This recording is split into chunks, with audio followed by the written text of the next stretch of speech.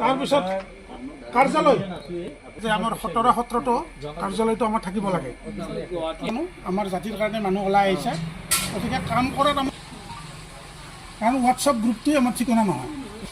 এই ধৰণে মুখ্য কাৰ্যালয় ক'ত পঢ়িলে বেছি সুবিধা হয়, কাৰণ উপদেষ্টা ডাঙৰীয়াই বাৰে বাৰে কৈ আছে যে আমাৰ এতিয়া এই নামনি অসমত আমি 4-5খন জিলাতে আবদ্ধ হৈ আছোঁ। ইয়াৰ পৰ্যায়ত কিন্তু আমি আৰু বৰ্ধিতকৰণ কৰি সকলোৱে তালৈ যায়েই আৰু পঞ্জীয়নৰো কথা আছে, গতিকে সেইখিনি অকণমান কাক কেনেকৈ দায়িত্ব দিলে সুবিধা হয় সেইটো মুখ্য সদৌ অসম বৈশ্য সন্মিলনীৰ নতুনকৈ গঠন হোৱা কেন্দ্ৰীয় সমিতিৰ আজি প্ৰথমখন কাৰ্যনিৰ্বাহক বৈঠক। এই বৈঠকত আমি জাতিটোক কেনেকৈ সুসংগঠিত কৰিব পাৰোঁ, অসম তথা ভাৰতবৰ্ষৰ বুকুত আমি কেনেকৈ পৰিচয় কৰি দিব পাৰোঁ, তাৰ ওপৰত আমি বিস্তৃতভাৱে আলোচনা কৰিলোঁ। কাৰ্যকৰী সভাপতি, মুখ্য সম্পাদক, মুখ্য সাংগঠনিক সম্পাদক, সকলো বিষয়ববীয়া আৰু কাৰ্যনিৰ্বাহক সদস্য আৰু আমাৰ যিসকল সদাশয় ব্যক্তি আমাৰ জাতিটোৰ ওপৰত জ্ঞাত আৰু অভিজ্ঞ, তেখেতসকলে নিজৰ মতামত প্ৰকাশ কৰিলে। সন্মানীয় উপদেষ্টাগৰাকীয়েও আমাক কিছু পৰামৰ্শ দিলে।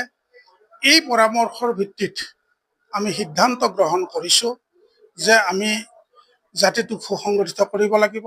অসমৰ প্ৰতিখন জিলালৈ গৈ আমি আমাৰ জ্ঞাতি ভাইসকলক আমাৰ উদ্দেশ্য, আমাৰ সমল আৰু আমি জাতিটোক আৰু অধিক সুৰক্ষিত কৰাৰ কাৰণে কি কৰিব বিচাৰিছোঁ, এই আটাইবোৰ কথা অৱগত কৰিম আৰু ভৱিষ্যত প্ৰজন্মৰ কাৰণে জাতিটোক ভৱিষ্যত প্ৰজন্মৰ অন্তৰত যাতে আমি জাতিটোক জীয়াই ৰাখিব পাৰোঁ, তাৰ দৃঢ় সংকল্প আমি আজিৰ কাৰ্যনিৰ্বাহক সভাই গ্ৰহণ কৰিম।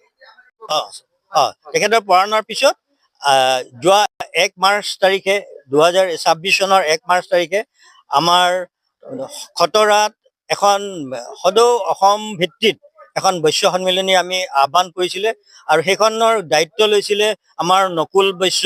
তেখেত ওদালগুৰি আৰু দৰঙৰ অবিভক্ত দৰঙৰ তেখেতৰ এখন কমিটি আছে বৈশ্য সন্মিলনী, আৰু সেইখন অতি সক্ৰিয় আৰু তেওঁলোকৰ সহযোগতেই এই গোটেই বৈশ্য সন্মিলনীৰ যিখন প্ৰতিনিধিত্বমূলক সভা সেইখন 1 মাৰ্চত খটৰাত অনুষ্ঠিত হৈছিলে আৰু অসমৰ বিভিন্ন স্থানৰ পৰা প্ৰতিনিধি আহিছিলে, আমাক সঁহাৰি জনাইছিলে আৰু তাৰ ভিত্তিতে 1 তাৰিখে এখন ৰাজ্যিক কমিটি গঠন কৰা হৈছিলে আৰু সেই ৰাজ্যিক কমিটিৰ সভাপতি পৰেশ বৈশ্য, তেওঁ দুমনিচকীৰ, আৰু দ্বিতীয়তে কাৰ্যকৰী সভাপতি ভুৱনেশ্বৰ বৈশ্য, ভুৱনেশ্বৰ দাস শুৱালকুছিৰ, আৰু শংকৰ কাকতি মঙলদৈৰ মুখ্য সম্পাদক, আৰু নকুল বৈশ্যক মুখ্য সাংগঠনিক সম্পাদক হিচাপে প্ৰায় 71 জনীয়া এখন ৰাজ্যিক বৈশ্য সন্মিলনী কমিটি এখন গঠন কৰা হৈছে। আৰু আমাৰ উদ্দেশ্য, আমি প্ৰথমতে নিজকে অসমীয়া হৈহে আমি নিজকে বৈশ্য হিচাপে চিনাকি দিয়াৰ আমাৰ মূল উদ্দেশ্য।